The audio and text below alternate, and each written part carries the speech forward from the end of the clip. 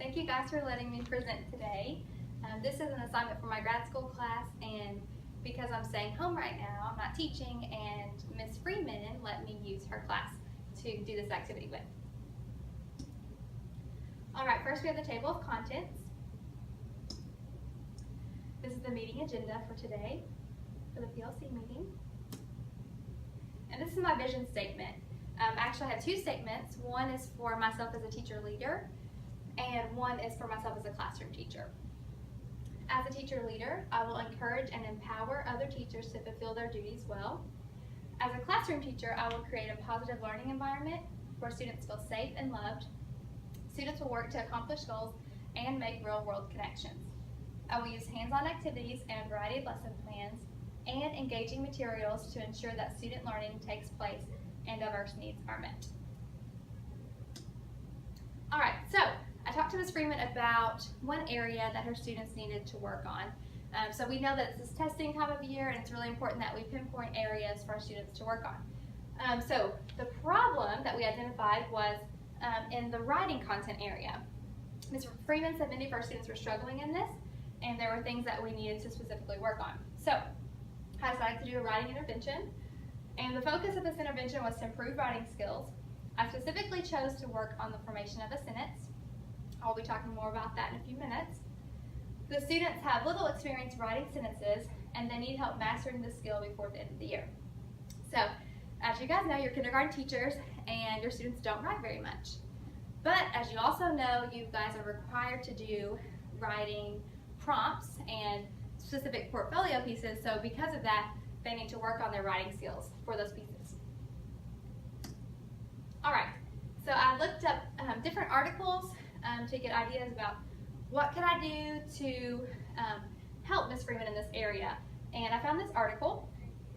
The title is Comparing Two Methods of Writing Instruction, Effects on Kindergarten Students' Reading Skills. Alright, this is the abstract from the article, and in this article they actually use a writing workshop, which is what I decided to do as my writing intervention. I believe that working with a small group of students is the best way for students to learn if they're struggling in a content area. Of course, you can do whole class instruction. However, a lot of times students get lost in the whole class instruction, and they're struggling. They may not raise their hand. They may not admit that they're struggling. So it's very important that we give them an opportunity to work in a small group so we can figure out what their exact needs are and so that they can grow individually. Alright, so article connection is that I was already considering working with students in groups of 4 or 5 to implement my writing intervention, and this article just confirmed my original idea. This article proved that a writing workshop is a successful way to improve reading and writing skills. Therefore, I chose to implement an interactive writing workshop in Ms. Freeman's classroom. Alright, so what was the intervention? Well, I already mentioned it was a writing workshop. I worked with students at the back table, and I did 4 or 5 students at a time, again because I think a small group is an effective way to work on a specific skill. This intervention took place during Ms. Morgan Freeman's scheduled computer lab time. Therefore, students did not miss classroom instruction. They were active participants in learning and seemed to really enjoy the activity. When students were sitting at their desk and I was working with the group, they would ask me, Ms. Freeman, when is it my turn? Because they wanted to be back at the table working. So that was a good sign that it was working well. Alright, so this is what I used. This is a writing checklist, and I actually have the example right here with me. I have a picture on the slide, but then I also have the actual concrete copy. And the checklist is to use a capital letter at the beginning, use finger spaces between each word, and use correct ending punctuation. Alright, so again, it's kindergarten, so they haven't had a lot of experience in writing sentences, and this was just a way to reinforce. I repeatedly said, use capital letters, use your finger spaces, and use correct punctuation. And it was a fun way. Once I feel like they mastered the skill, they were able to sign their names at the top, showing that they completed the writing workshop, and they were really excited to sign their names. It gave them a sense of ownership in the activity, and it gave them a sense of pride. So Ms. Freeman actually has that posted in her classroom on the board. That way she can refer back to it, and she says that she does so several times during her reading lessons. All right, so here's the data analysis. After analyzing data from the first intervention, I determined that 100% of students were using capital letters correctly at the beginning of their sentences. 65% of students were using correct spacing, and 91% were using ending punctuation correctly. So these were really good percentages. I was very happy. And I'll talk more about this in a few minutes. I will continue during the next steps. All right, so we have next steps for... Zoe, please come to the office, please. Zoe Hart, please come to the office. All right, before this writing workshop intervention, only 2 of 23 students, which is 8.7%, confidently identified the first step of writing a correct sentence, which is beginning the sentence with a capital letter. So, these 2 students were higher students, and they said that you do start a sentence with a capital letter. But the other students did not identify that. They didn't know the first step of writing a sentence.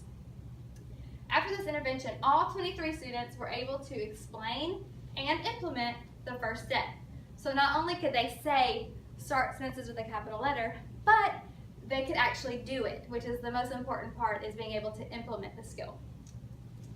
All right, so however, in order to ensure this information is kept in long-term memory, it will be necessary for Ms. Freeman to repeatedly remind students and check students' work for capital letters. So this is something that's very important in teaching, is we can't just think one lesson is all. Like, we can't expect them to master a skill after one lesson. We have to use repetition. I've heard it said that it takes someone to hear something 27 times before they actually put it in long-term memory. So because of this, Ms. Freeman's going to have to repeatedly say, use capital letters at the beginning of your sentences. All right, so the next step is for correct spacing. After the first writing workshop, 65% of students were able to use correct spacing in their sentences. In order to improve 65% to 100%, Ms. Freeman and myself will need to continue using the writing checklist with students. So, again, I told you that she has that posted in her classroom, so she can refer back to it. All right. I will also continue the writing workshop small groups to make sure they are understanding the importance of using finger spacing. So this is something that Ms. Freeman can do, and you guys can do, is just walking around and just remind them to put their finger up between their words. It's a simple way, but it's an effective way because it's them actually visualizing how much space to put between the words. All right, so the last section of next steps is for punctuation marks. At the beginning of the first writing workshop, most students could tell me when to use a question mark, but not when to use a period. No students correctly explained the use of a period or could demonstrate how to use a period. So I found this interesting, but Ms. Freeman wasn't really surprised because she said they write questions in class. So they do an essential question each week, is that right? Okay, so an essential question each week in her reading lessons. And so they were like confidently saying, oh, you write a question mark. And I said, well, you do a question mark if it's a question, but you do a period if it's a statement. So we talked about that for a while, and I just kept going over when to use a period, when to use a question mark, and when to use an exclamation mark. All right, so 21 out of 23 students were using periods correctly after this writing intervention. So that's a huge improvement from 0 students to 21 students. So I was very happy with that. Ms. Freeman will continue using the writing checklist that is now posted on the bulletin board in the front of her classroom.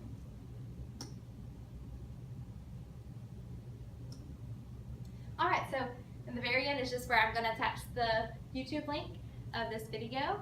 So thank you guys so much for letting me share. I appreciate you guys being willing to let me come to your PLC.